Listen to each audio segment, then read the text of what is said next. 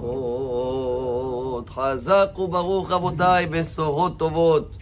On est aujourd'hui le 6 dans le mois de Cheshvan. En Israël, ce soir, le 7 Cheshvan, on commence à demander de la pluie. On a commencé à rappeler la pluie il y a 2 semaines. Mais comme vous le savez très bien dans le Talmud, il y a plusieurs avis. Pourquoi on attend ces 2 semaines-là? Une avis très connu, c'est le temps que les derniers rentrent chez eux. Vous allez me dire aujourd'hui, on ne marche plus avec l'âne comme à l'époque. Il y a les voitures, on est bien couvert.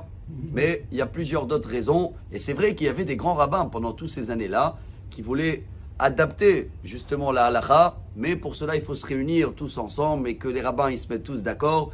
Et dans ce cas-là, c'est Mashiach. C'est pour ça on va citer ensemble. C'est très connu dans le Talmud. Il y a des traités Ta'anit. 7e page. Là-bas, la Gemara, elle compare la pluie à Triyat HaMetim, réincarnation des morts. Gadol Yom HaGshamim Kebriat HaOlam, comme la création de le ciel et la terre. Ça veut dire tellement c'est un grand moment que même Dieu, quand il a créé tout, tant que Adam, il n'a pas prié sur la pluie, rien n'a démarré, rien n'a poussé. On avait parlé une fois que les plus beaux couleurs qui reposent et qui te donnent un esprit beau, c'est le vert et le bleu. Le bleu représente le ciel et le vert représente quand il y a de la pluie qui descend du ciel, ça va faire pousser le vert. Et pourquoi le vert? Quelqu'un qui a des problèmes, on le dit, va un peu respirer de l'air, va sortir dans la nature, parce que le vert représente tout ce qui grandit quand c'est petit. On avait parlé ensemble, si vous vous rappelez, pourquoi les fruits sont verts au début? Parce que s'ils étaient directement rouges et ils n'étaient pas mûrs, on les aurait arrachés. Donc Dieu les a cachés entre les feuilles. Mais la vérité, le vert représente une renaissance. Chaque chose qui est vert, ça veut dire qu'il a eu de pluie. Alors, c'est vrai que vous allez me dire, mais en France, ce soir, on ne demande pas encore Barech Alenu ou Veten Talou Matar. Pourquoi? On attend le 4, le 5 ou le 6 décembre. C'est des grands calculs. En général, on attend toujours 60 jours à partir de la Tkoufa. C'est quoi la Tkoufa? On prend l'année, calendrier, ce qui est dehors d'Israël, c'est grégorien. Hein.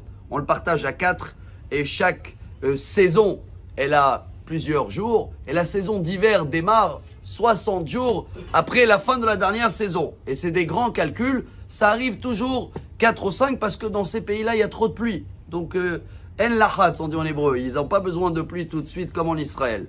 Il y a un grand débat. Est-ce qu'en Brésil, en Argentine, là-bas, c'est pas les mêmes saisons comme en Europe? Est-ce qu'eux aussi, ils s'adaptent au 5-6 décembre comme en Europe, ou ils s'adaptent en Israël, ou il y en a même des avis qui ne demandent pas du tout?